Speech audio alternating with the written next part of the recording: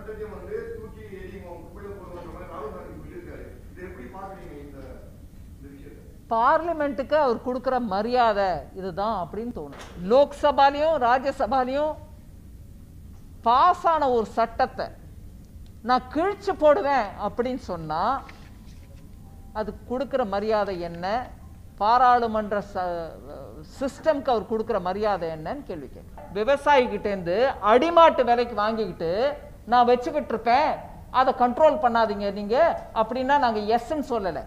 நாங்கள் இப்போ என்ன சொல்றோம்னா ஒரு அக்ரிமெண்ட் பிரகாரம் பெரிய அளவில் நீங்கள் வாங்கிக்கிட்டு அதை ப்ராசஸ் பண்ணுறவங்களுக்கு நம்ம அனுமதி கொடுக்கணும். ஏன்னா அதன் மூலமா விவசாயிக்கு நல்ல ரேட்டு கிடைக்கும், அந்த பொருள் சேதமாகாம ப்ராசஸிங் மூலமா நிறைய நாட்கள் இருந்தால் நல்ல ரேட்டுக்கு விற்கும், நாட்டுக்கு சேதம் இல்லாமல் இருக்கும் அப்படிங்கிறதுக்கு தான் அது பண்ணியிருக்கு.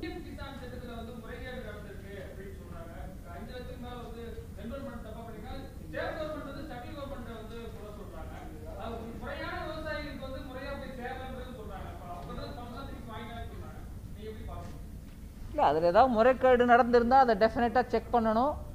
மத்திய அரசுனால தான் அப்படி ஆயிருக்கு அப்படின்னா மத்திய அரசு இறங்கி கீழே கொடுக்கறது இல்லைங்க. டைரெக்டாக அக்கௌண்ட் நம்பரோட நீங்கள் விவசாயி பேர் எங்களுக்கு கொடுங்க, அவங்க அக்கௌண்ட்டுக்கு நாங்கள் கொடுக்குறோம் தான் சொல்கிறோமே தவிர அந்த லிஸ்ட்டு நாங்கள் ஒன்றும் பண்ணுறதில்ல. கிடைக்கிற லிஸ்ட்டை வச்சுட்டு நாங்கள் டைரெக்டாக பணம் கொடுக்குறோம். தப்பானவங்களுக்கு போயிருக்குன்னா ஒரு என்கொயரி மூலமாக அதை ப்ரூவ் பண்ணி அதை திருப்பி கரெக்ட் பண்ணணும்.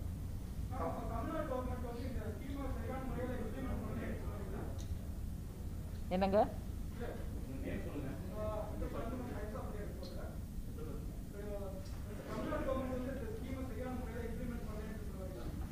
இதை பற்றி போராட்டங்கள் நடந்து தமிழ்நாடு கவர்மெண்ட் அது மேலே ஆக்ஷன் ஏதோ எடுத்திருக்காங்கன்றது கேள்விப்படுறேன். நான் அதோட விவரம் கிடைச்சா நான் இன்னும் பேச முடியும்.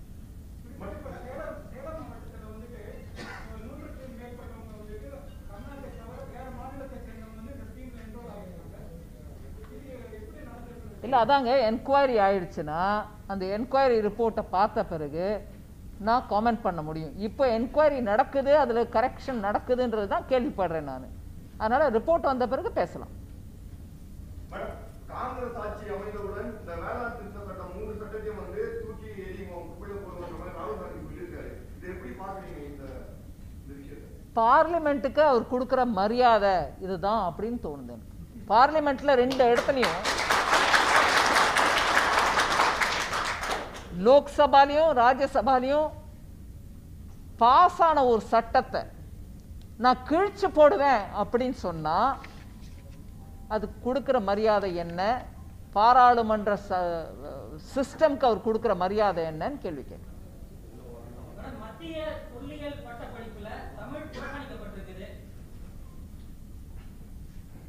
உங்க கேள்வி என்னங்க? உங்க கேள்வி என்னங்க? உங்க கேள்வி என்ன? நீங்க ஒரு அப்சர்வேஷன் சொல்றீங்க, நீங்க சொன்னது உங்க கருத்து.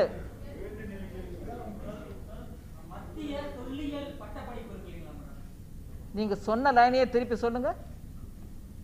மத்திய தொல்லியல் பட்ட படிப்புல அப்படின்னு ஒன்று சொன்னீங்களா, சொல்லுங்க திருப்பி.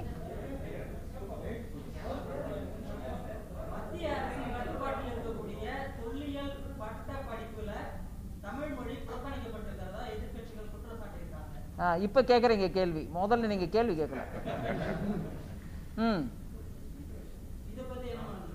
எனக்கு அதோட விவரம் தெரிஞ்சா காமெண்ட் அடிப்பேன், விவரம் தெரியாது. நீங்க சொல்றதை வச்சுட்டு நான் பதில் கொடுக்க முடியாது.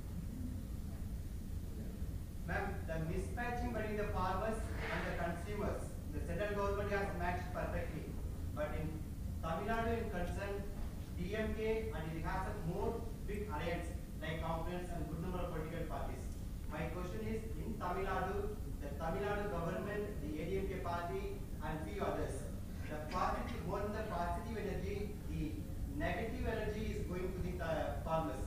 What the central government is going to do for that particular farmers, especially for Tamil Nadu? I don't know what you mean by positive energy and negative energy. The protest. No, wait a minute. I have come here, many other ministers will come here, an entire leadership of BJP is here, who will go and tell the facts on the ground. People are intelligent enough to take a call as to who is confusing.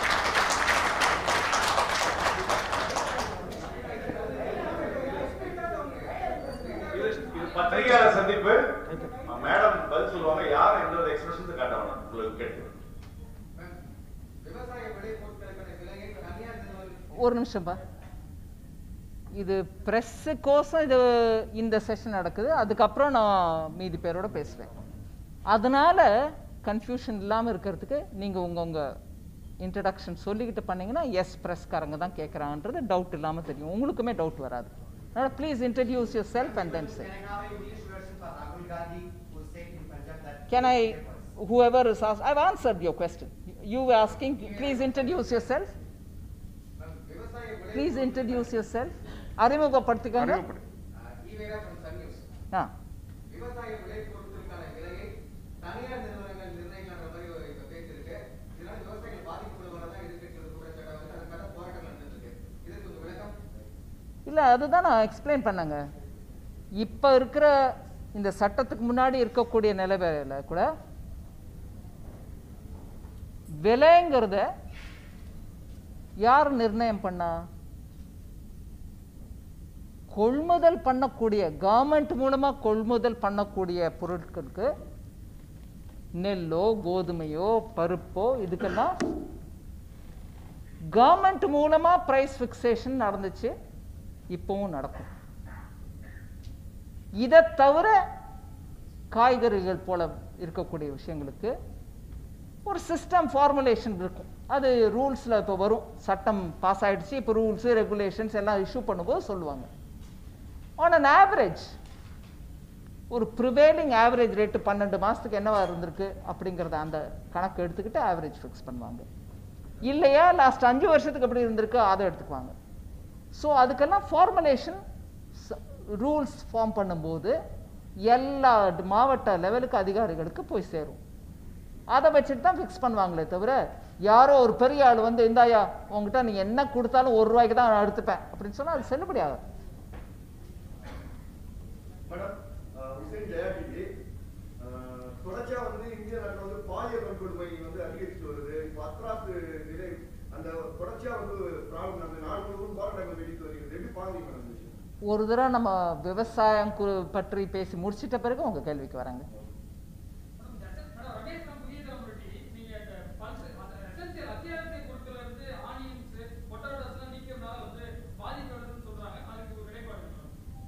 என்ன பாதிப்பு ஆகும்?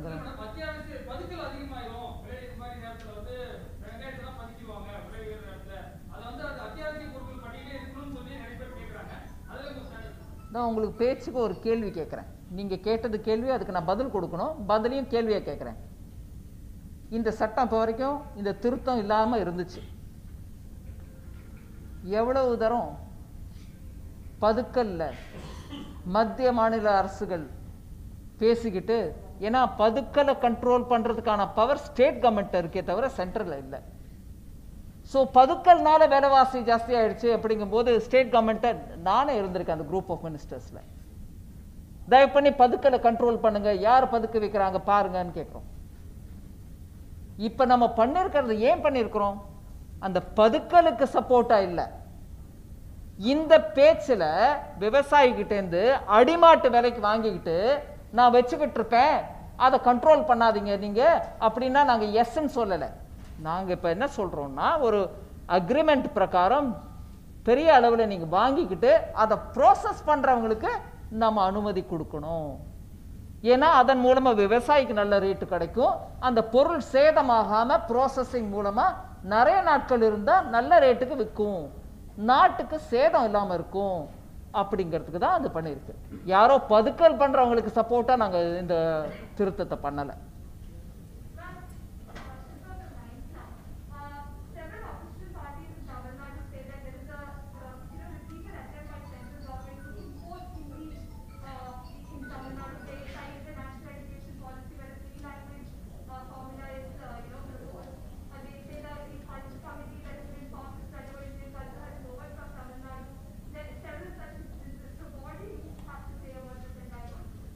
Can I just say the same request which I asked Jaya TV person also? Can I finish first with the farm related matters and then come to you? I will answer your question.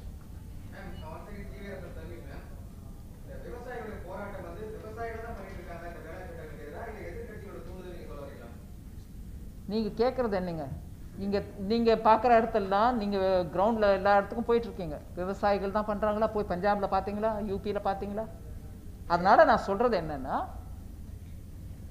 எப்பொழுதுமே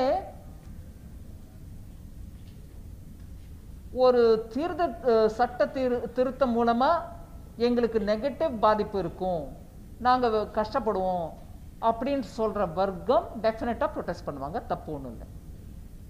இதில் நான் விளக்கம் கொடுக்கறது என்னன்னா, இந்த சட்ட திருத்தங்கள் மூலமாக விவசாயிகளுக்கு பாதிப்பு இல்லை, ஆனாலும் போராடுறாங்களே அப்படின்னா, நான் சொல்றது என்னன்னா, இந்த வரி விவசாயிகள் சந்தையில் வரின்னு சொல்லி விவரமாக சொன்னேன்.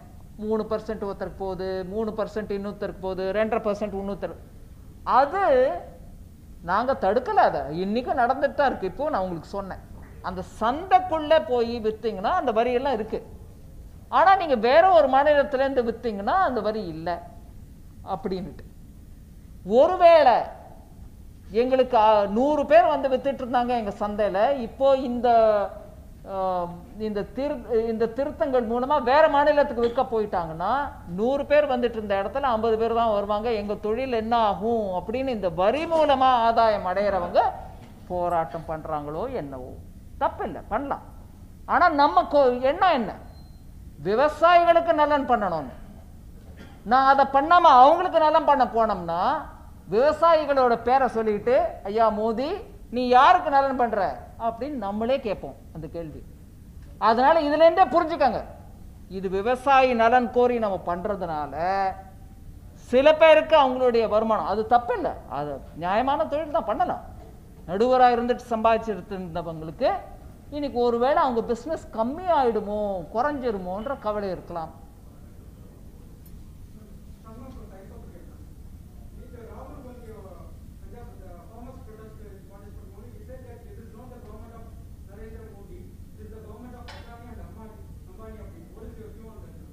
He is habitual in saying these sort of things.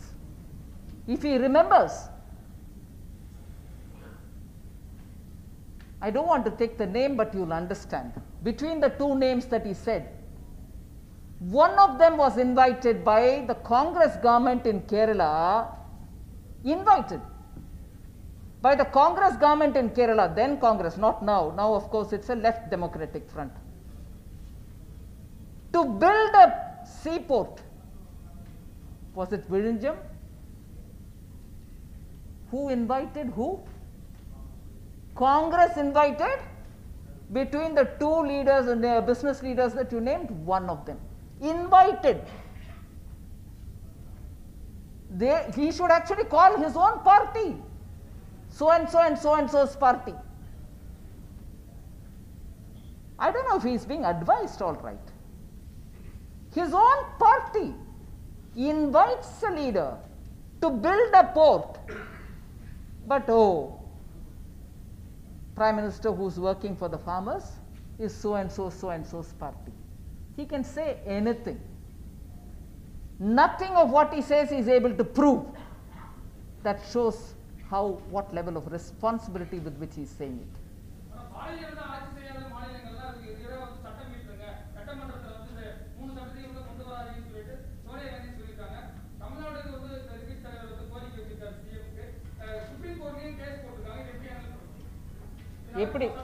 எப்படி ஹேண்டில் பண்ண போறோம்?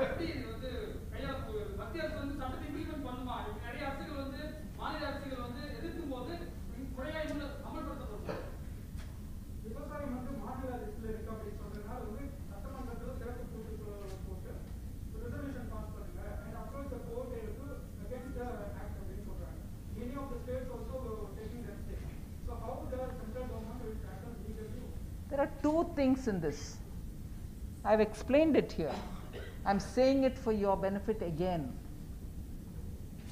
What we have done is in the central list, interstate trade by farmers. Agriculture may also be in the state list, I have no problem with that. But that aspect of farming, that aspect of agriculture which deals with interstate trade is in the central list. So the parliament has every competence, legislative competence, to deal, to discuss, and also to pass legislation which has a bearing on interstate trading. It's well within the parliament's legislative competence. And to then say,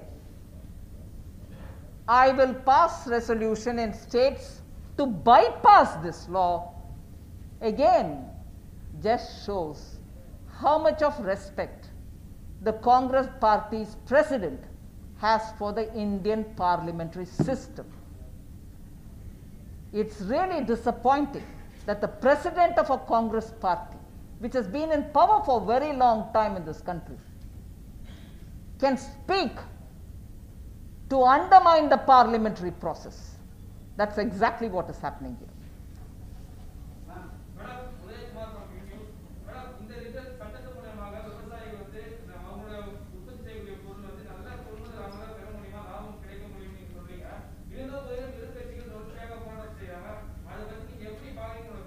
நீங்க அதே கேள்வியை ரெண்டாம் தரம் கேட்கறீங்க, முதல் பதிலே எடுத்துக்கோங்க.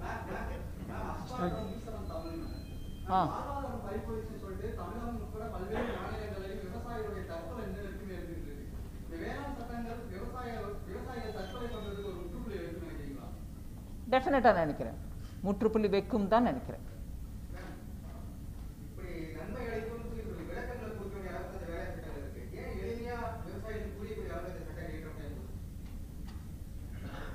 எளிமையா சட்டம் புரியுற மாதிரி தான் இருக்குங்க. ஒரு நிமிஷம் கேட்டுக்காங்க, இது கிண்டல் பேச்சு இல்லைங்க. சட்டங்கிறது நாளைக்கு கோர்ட்ல போய் ஒரு விவசாயியோ எதிர்கட்சியோ இல்லை நீங்களோ நானோ போய் கோர்ட்ல நின்னா கோர்ட்டுக்கு லீகலி சஸ்டெயினபிள் பாஷையில் இருக்கணும். அது சில சமயம் எளிமையா இருக்கு அது புரிஞ்சுக்கிறதுக்கு. ஆனா can I finish? அது சில சமயம் எளிமையா இருக்காதுங்க.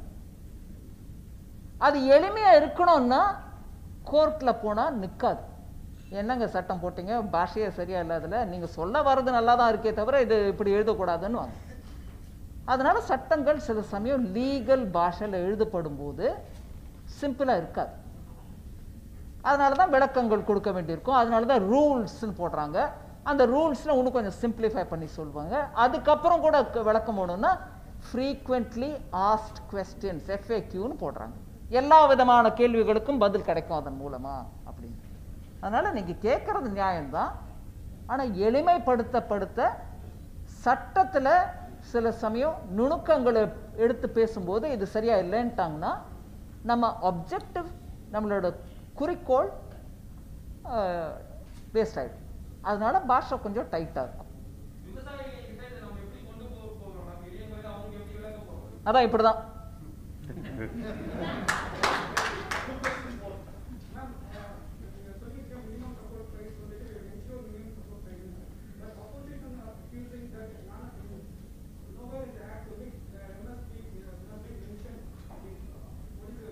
I don't think it's necessary, no.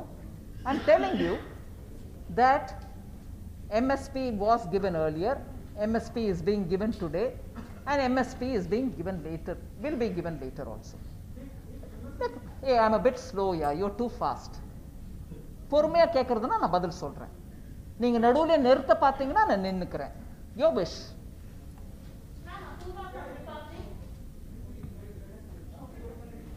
You okay with me finishing?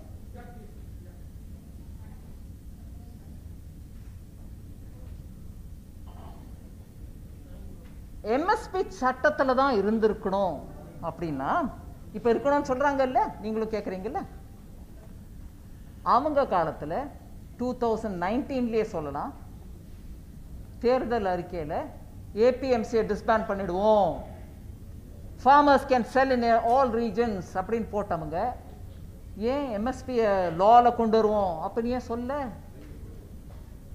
நீங்கள் அந்த சிஸ்டமில் MSP கொடுத்து தான் ஆகணும். ஆனால் ஃபார்மரை லிபரேட் பண்ணிட்டோம்னா, ஃபார்மருக்கு விற்கக்கூடிய இதர மாநிலங்களை விற்கக்கூடிய உரிமையை வழங்கினா எம்எஸ்பி சட்டத்திலேயே போடணும் அப்படிங்கிற தேவை இருக்குன்றது தெரிஞ்சிருந்தா நீங்களுமே போட்டிருப்பீங்களே சட்டத்தில். உங்க தேர்தல் அறிக்கையில் நீங்க அப்படி போடலையே. இப்ப நாங்க இதை பண்ணி காமிச்ச உடனே விவசாயிய கொஞ்சம் கன்ஃபியூஸ் பண்ணோன்றதுனால எம்எஸ்பி சட்டத்தில் கொண்டா. ஏங்க உங்க தேர்தல் அறிக்கையில் நீங்க போட்டிருக்கலாமே, அப்படி போட்டதை நிறைவேற்றல. ஆனா இப்ப இதை போடுங்கன்னு டிமாண்ட் வைக்கிறது. ஏன்னா விவசாயி மனசுல குழப்பத்தை உருவாக்குறது. ஓஹோ ஏதோ ஆயிட போகுது. தப்புங்க அது. S.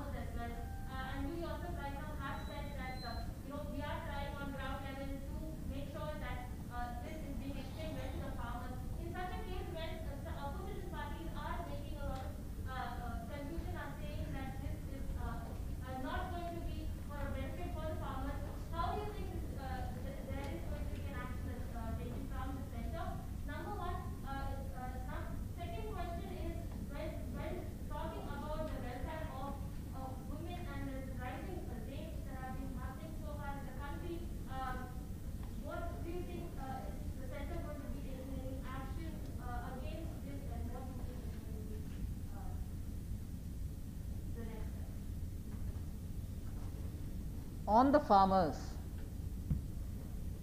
like many other things that we do, we are going about implementing what is mentioned in our manifesto.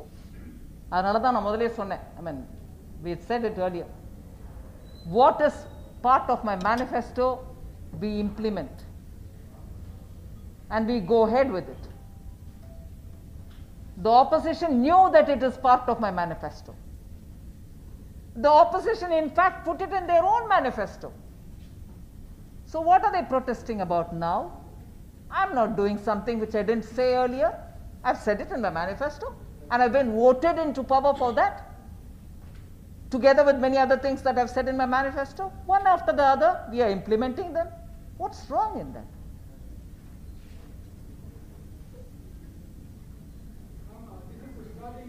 I have not answered a second question. You seem to be in a hurry, sir.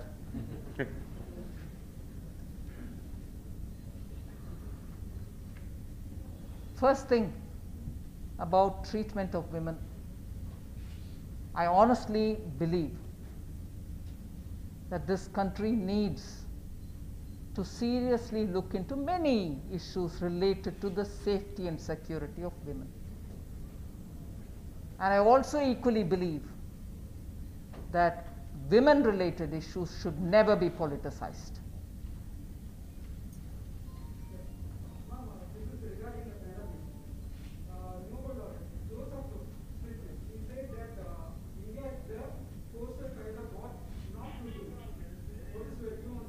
India is the poster child of what? That's okay. It's an opinion.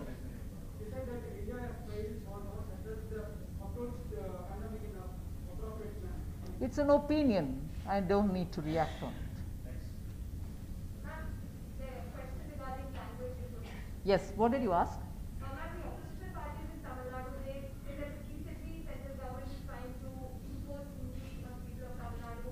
Be it the national education policy which proposes a three-language formula, be it the culture, the committee formed by the culture ministry to study Indian culture which has no representation from Tamil Nadu or South India, and several such instances that have come locally as well, where a retired doctor is denied loan by a bank manager. So, citing all these issues, they say that the opposition parties say that the central government is trying to impose Hindi on people of Tamil Nadu. So, how do you react to this controversy? I completely deny it. There's no imposition of any language. In fact, I myself repeatedly said about how Prime Minister has constantly spoken about Ek Bharat, Shreshth Bharat, encouraging people to learn one another's language. In fact, you would remember when that campaign was brought in, Haryana Chief Minister spoke in beautiful Tamil. Reverse, I don't think any of our leaders speak in Haryanvi or Bhojpuri or Hindi or anything like that. And I don't hold that against them. That's fine. So the government does not impose. Of course, the three-language formula has been part of this country's history. Nobody is imposing a language. Equally, we can't adopt tough and violent methods to say you can't learn a language. And in Tamil Nadu, you have schools which are funded by the government which teach all kinds of language. You have Telugu medium schools, you have Kannada medium schools, you have Urdu medium schools. And there are many elected representatives who also encourage their constituents to get their children admitted in Kendriya Vidyalayas.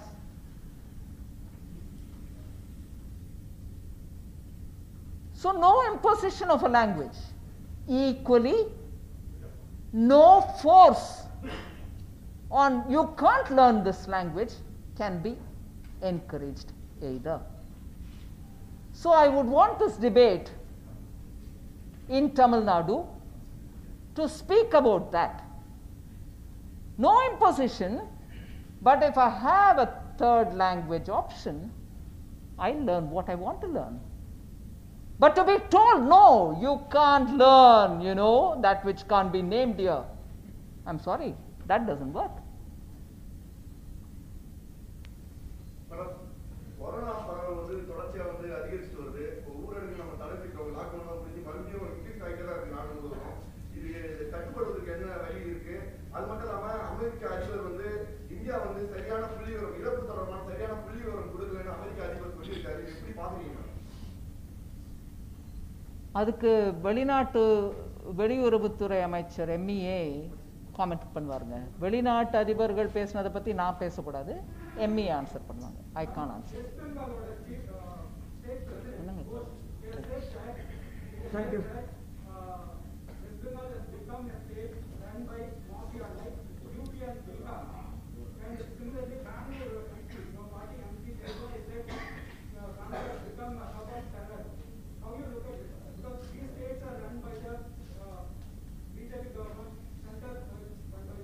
What, Bengal is run by BJP? You asked the first question on West Bengal. It's not run by BJP.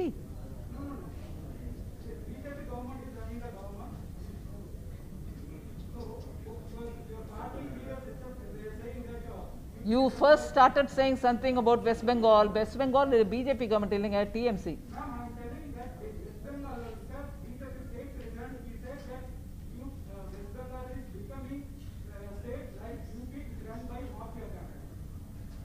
The state president or state party worker has said that, right? That's fine. I'm asking, array ஏன் சண்டை போடுறீங்களா? என்னங்க இது? கேள்வி கேளுங்க, நான் பதில் சொல்றேன். நீங்க என்னோட இப்போ ஒரு விவாதத்துக்கு வரீங்கன்னா நான் பிரஸ் கான்ஃபரன்ஸ் அதுக்கு இல்லைங்க. I ask you for clarification, you answer me. If you can't, don't argue. I'm not here to argue. I'll give you an answer.